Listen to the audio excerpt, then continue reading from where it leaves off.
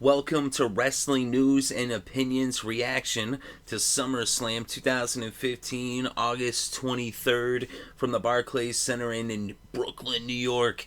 In SummerSlam, the fourth match of the evening, we had a tag team match between the Green Arrow, Steve Amell, tag team partnered with the man that gravity forgot, Adrian Neville, or Neville as they call him now, against King Barrett and Stardust. And I'll tell you, I like the opening video montage that they had. It had a comic book style, a comic book feel. It looked like a living comic book. It was pretty cool. I actually enjoy this whole angle.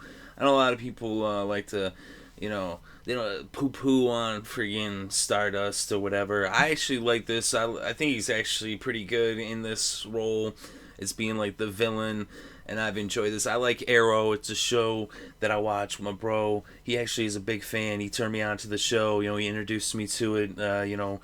He was watching it from the beginning. I more got into it in season 2, and I got more into it in season 3 as the show's gets better and better. I mean, originally you think oh yeah, a show on the CW can't be that good, could it? But then actually, if you give it a chance and you watch Arrow, it is an awesome show. It's really cool. Flash is also a really cool show as well. And those, the really cool comics from DC. Always like DC, of course. That's, the home of Superman, Batman. But anyway, enough of that. This is a match with superstars. And I'll tell you, Steve Amell actually did a pretty good job hanging with them. He took quite the beating. He actually got a little bit of offense in. But he only got the offense in on Stardust, which I thought that they did a good job with that. That, Barrett actually was beating the crap out of Steve Amell. But I thought Steve Amell looked amazing in the ring, especially considering this is his first, wrestling match that I know of anyway. I know that he has an athletic background. He does parkour. He did rugby. He played football. And he actually got injured while he was training for this, so he was taking his training very seriously if he was training that hard to where he actually got an injury, and, but he was taking a beating, he was taking the bumps, he was selling really well, and the moves that he got off were actually believable. They didn't have him do moves that you wouldn't actually believe is possible. The moves that he did were believable, and with him being the Arrow, you gotta think, too, that these days, when it comes to action heroes, and he is an action hero, if you've ever seen The Arrow, you definitely know that. He does some pretty awesome fight scenes on that show, and he does a lot of stuff, it's martial arts type of things, to where he was actually incorporating, it seemed like, stuff that he might do on that show as Arrow into this match.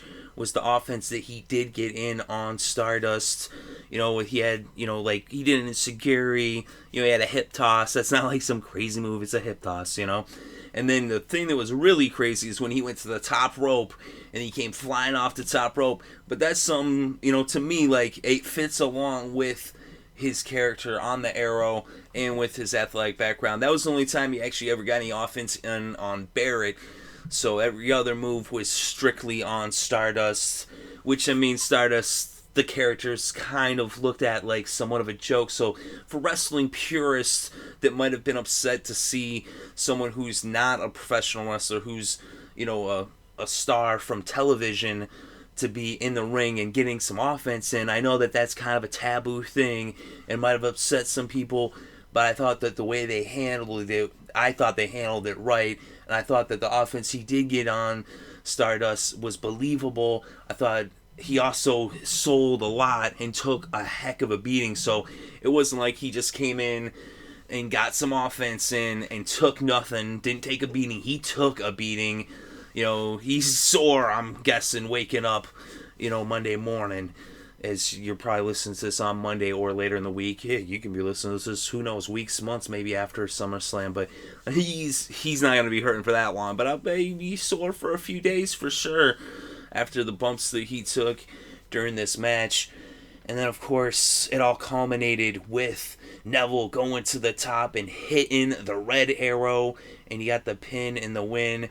And that was pretty awesome. The Green Arrow and the Red Arrow. How long was Lawler waiting to say that one? Is you sure Vince probably whispered that one in his ear. But yeah, I thought it was pretty cool. I actually did not at all mind, the offense, like I said, that Amell was getting. Usually with, when they have people come in, they say, I don't like to see somebody with no physical prowess or athletic background just show up and then get some offense in on a wrestler. It's not believable. But in this case, I thought it worked. You could see even Amell is in great physical condition. Like I said, he did an amazing job, especially considering that this is his first match, and he looked like he belonged. That's the thing right there. That's the true test. Like, did he actually look like he belonged? He looked like a fish in water. He did not look like, a fish that, was washed up on the shore flapping around and out of water. He looked like natural in the ring. It's where I actually would like to see him come back and maybe get a one-on-one with Stardust, possibly WrestleMania 32. I think that would be pretty awesome, in my opinion anyway. But let me know what you think in the comment section below. Definitely interested to read your thoughts and opinions. What do you think about this match? What do you think about Steve Amell and his performance? What do you think about, Stardust? I thought he did a good job, and Barrett as well. I thought all around, all four. And of course, Neville is the man that gravity forgot.